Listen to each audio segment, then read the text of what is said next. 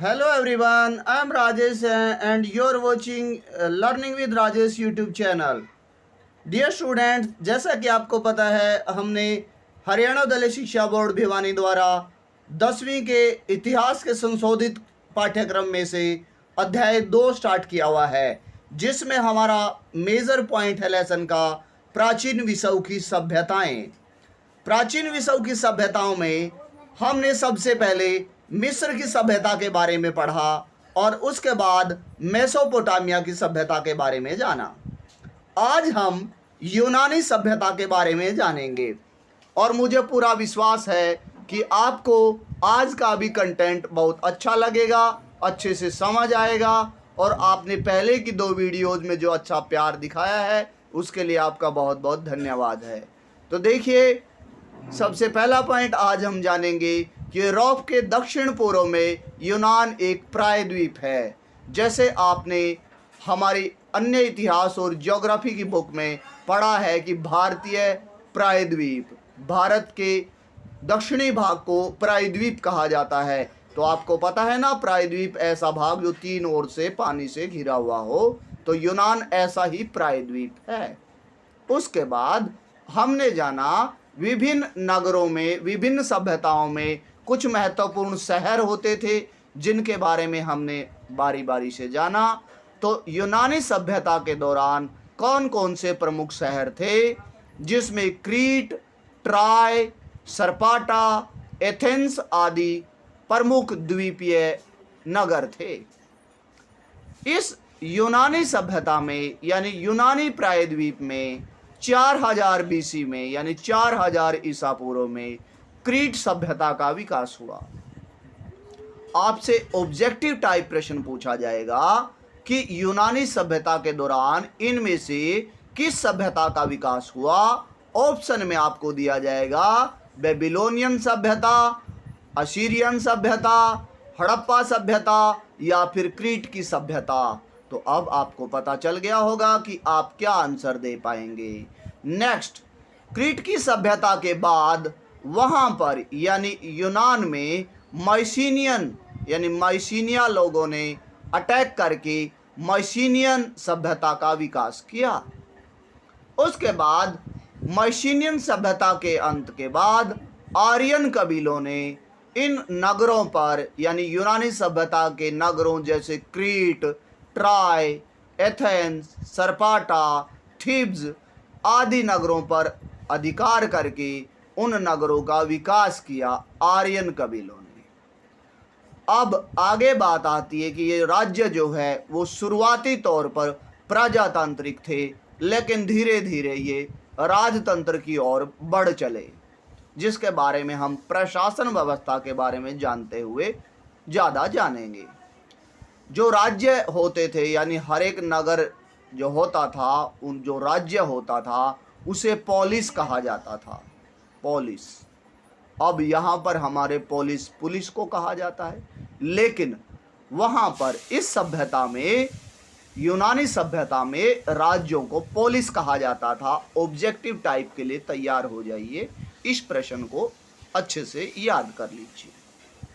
मुझे बड़ा आश्चर्य हो रहा है कि ये जो +1, 2 और ग्रेजुएशन लेवल की जो सभ्यताएं हैं आपको इस बार पढ़ने को मिल रही हैं ताकि आपकी नॉलेज बढ़े, लेकिन थोड़ा सा डिफ़िकल्ट टास्क है।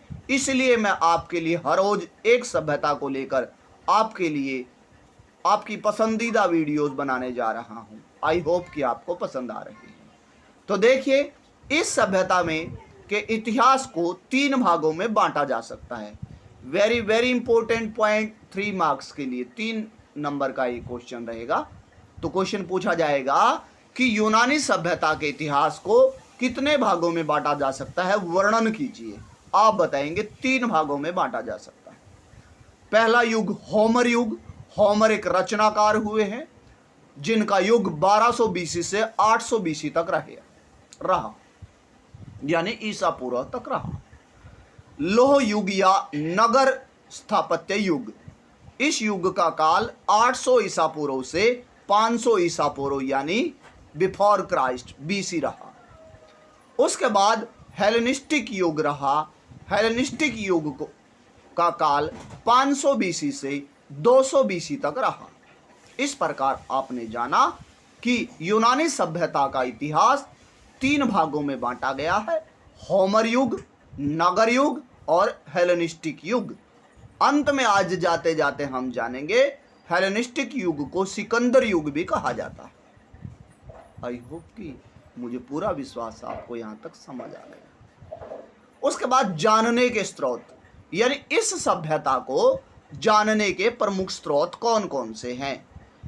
होमर द्वारा रचित महाकाव्य जिसका नाम है इलियड व ओडिसी। अब वेरी वेरी इंपॉर्टेंट पॉइंट, यदि आप एस्टेट की तैयारी कर रहे हैं तैयार हो जाइए इन प्रश्नों के लिए। तो एस्टेट के लिए मैं अलग से वीडियोस आपके लिए बनाऊंगा जिसमें साइकोलॉजी भी रहेगी और अन्य सब्जेक्ट, लेकिन यहाँ पर हम होमर रचित महाकाव्य इलियड और ओडिसी के द्वारा यूनानी सभ्यता का इतिहास जाना जा सकता है। हेरोडोट्स की रचना हिस्टोरिका के जरिए भी हम उसके इतिहास को जान सकते हैं और एथेंस, स्पार्टा, थीब्स तथा अन्य आपने क्रीट शहर पढ़ा होगा, उनसे मिली हुई विभिन्न सामग्रियों से भी, विभिन्न चीज़ों से हम यूनानी सभ्यता का पता लगा सकते हैं कि वहाँ पर लोगों के क्या विश्वास या क्या विचार, उनके इतिहास को जाना जा सकता है। उसके बाद एक और रचनाकार हुए हैं थ्यूसिडाइडीज। थ्यूसिडाइडीज की रचना पेलोपोनेशियन का युद्ध जो है उनकी एक रचना है जिसके द्वारा भी हम यूनानी सभ्यता को जान सकते हैं। नेक्स्ट है प्लूटो और अरस्तु की रचनाएं। प्लेटो और अरस्तु की जो रचनाएं हैं वो भी हमें यूनानी सभ्यता का इतिहास बताती हैं। आई होप कि आपको अगर 3 मार्क्स के लिए वेरी वेरी इंपॉर्टेंट पॉइंट है, ये वेरी वेरी इंपॉर्टेंट है कि 3 मार्क्स में आपसे पूछा जाएगा कि यूनानी सभ्यता के जानने के स्रोतों पर टिप्पणी कीजिए, नोट लिखिए। आप क्या बताएंगे कि हेरोडोट्स की रचनाएं हैं या विभिन्न शहर जैसे एथेंस, स्पार्टा, थीब्स आदि से मिली सामग्री है, प्लेटो और अरस्तु की रचनाएं हैं, इनके द्वारा हम जान सकते हैं यूनान की सभ्यता के इतिहास को। उसके बाद प्रशासन और राजनीतिक व्यवस्था। प्रशासन में हम देखेंगे कि शुरुआती तौर पर जो ये नगर थे, बताइए फिर नगरों को क्या कहा जाता है। आपको पता है कि उन्हें पोलिस कहा जाता था। शुरुआती तौर पर वो प्रजातांत्रिक होते थे। राजा जो है फिर बाद में निरंकुश होते गए, तो हम मोटे तौर पर कह सकते हैं कि प्रशासन ज़्यादातर निरंकुश राजाओं द्वारा किया जाता था। राजा की सहायता के लिए एक परिषद होती थी जिसे ब्यूल कहा जाता था। आपसे ये भी एमसीक्यू टाइप में पूछा जाएगा कि राजा की सहायता के लिए जो परिषद होती थी उसे क्या कहा जाता था। जनसाधारण की सभा जो होती थी उसे एगोरा कहा जाता था। यानी राजा की सहायता के लिए जो परिषद होती थी उसमें उच्च वर्ग के लोग यानी अमीर वर्ग शामिल होता था, लेकिन जो जनसाधारण रह जाता था ना उसकी सभा को एगोरा नाम दिया जाता था। सिकंदर युग। सिकंदर युग को अभी जैसे हमने जाना कि उनके इतिहास को 3 भागों में हम बांट सकते हैं, होमर युग और दूसरा नगर युग और हेलेनिस्टिक युग। हेलेनिस्टिक युग को सिकंदर युग भी कहा जाता है। प्रशासन में सिकंदर का वर्णन यहाँ पर यूनान में जरूर आता है, क्योंकि सिकंदर ने अपने पिता का वध करके मकदूनिया का वो शासक बना जिसे मैसिडोनिया भी कहा जाता है। सिकंदर के काल के दौरान वहां पर 3 प्रकार के नागरिक होते थे। नागरिकों की 3 प्रकार की कैटेगरी होती थी, स्वतंत्र नागरिक, विदेशी नागरिक और दास नागरिक। ये 3 प्रकार के नागरिक पाए जाते थे।